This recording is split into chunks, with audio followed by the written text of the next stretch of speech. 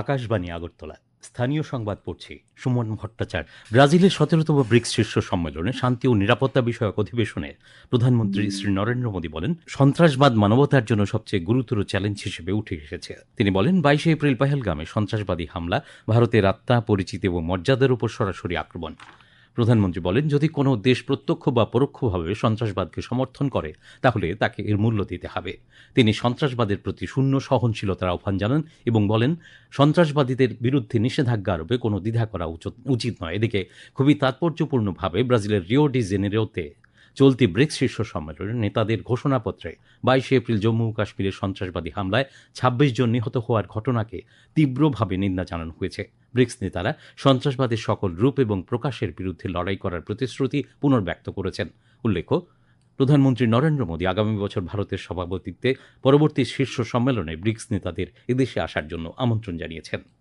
মুখ্যমন্ত্রী অধ্যাপক ডাক্তার মানিক সাহা বলেছেন, প্রধানমন্ত্রী নরেন্দ্র মোদী জাতপাতের ঊর্ধ্বে উঠে মহিলা ক্ষমতায়ন, কৃষি কল্যাণ সহ গুরুত্বপূর্ণ ক্ষেত্রগুলিকে প্রাধান্য দিয়েছে বা এক ভারত শ্রেষ্ঠ ভারত গড়ে তোলার উপর জোর দিয়েছেন। গতকাল বর্দোয়ালি বিধানসভা কেন্দ্রের অন্তর্গত শান্তিপাড়া এলাকায় মোদী সরকারের 11 বছরের কাজ নিয়ে এক প্রচার কর্মসূচিতে তিনি একথা বলেন। তিনি বলেন, প্রধানমন্ত্রীর নেতৃত্বে দেশে বিভিন্ন স্তরে নিজেকে বিশ্বের দরবারে প্রতিষ্ঠিত করতে পেরেছে। তিনি প্রধানমন্ত্রী নরেন্দ্র মোদীর নেতৃত্বকালকে স্বর্ণযুগ উল্লেখ করে বলেন, উন্নয়ন এবং কল্যাণমূলক কর্মসূচির উপর সরকার সবসময় নজর দিয়েছে। তিনি বলেন, নরেন্দ্র মোদী ছাড়া উত্তর পূর্বাঞ্চলের উন্নয়ন কোনোভাবেই সম্ভব ছিল না। কেন্দ্রীয় বিজ্ঞান ও প্রযুক্তি প্রতিমন্ত্রী ডক্টর জিতেন্দ্র সিং গতকাল নতুন দিল্লিতে CSIR institute of genomics and integrative বায়োলজিতে অত্যাধুনিক ফেনোম ইন্ডিয়া ন্যাশনাল বায়োব্যাংকের উদ্বোধন করেছেন। বিজ্ঞান ও প্রযুক্তি মন্ত্রণালয়ের বিবৃতিতে জানানো হয়েছে, বায়োব্যাংকটি দেশব্যাপী সমন্বিত গবেষণার মেরুদণ্ড হিসেবে কাজ করবে, যা সারা দেশের 10,000 ব্যক্তির কাছ থেকে ব্যাপক জিনোমিক, জীবনধারা এবং ক্লিনিক্যাল তথ্য সংগ্রহ করবে।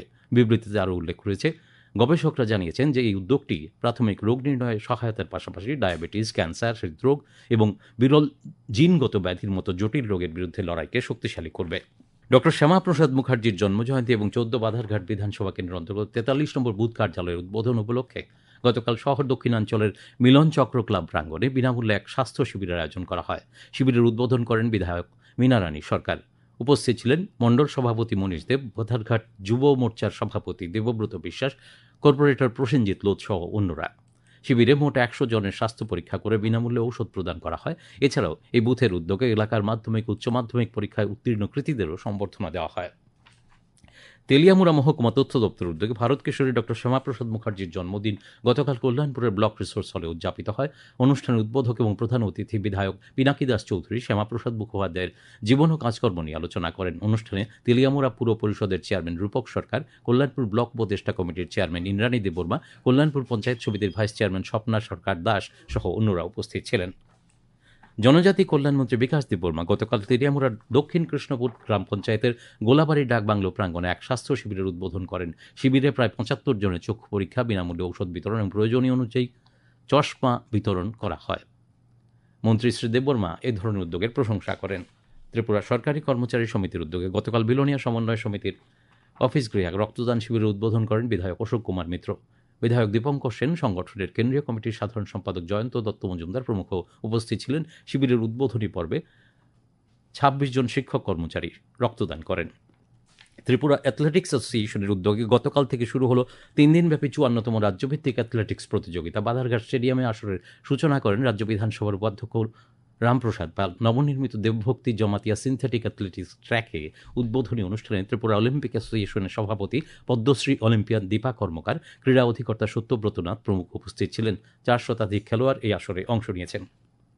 ত্রিপুরা ফুটবল অ্যাসোসিয়েশন পরিচালিত ঘরোয়া দ্বিতীয় ডিভিশন লিগ ফুটবল প্রতিযোগিতা ঐকতান যুব সংস্থা অপরাজিতভাবে চ্যাম্পিয়ন হয়েছে। নিয়ম রক্ষার শেষ খেলায় গতরাতে ঐকতান জয়লাভ করে। উমাকান্ত মিনি স্টেডিয়াম নৈশালকে অনুষ্ঠিত খেলায় ঐকতান যুব সংস্থা 1-0 গোলে ত্রিপুরা পুলিশকে পরাজিত করেছে। আবহাওয়ার খবর।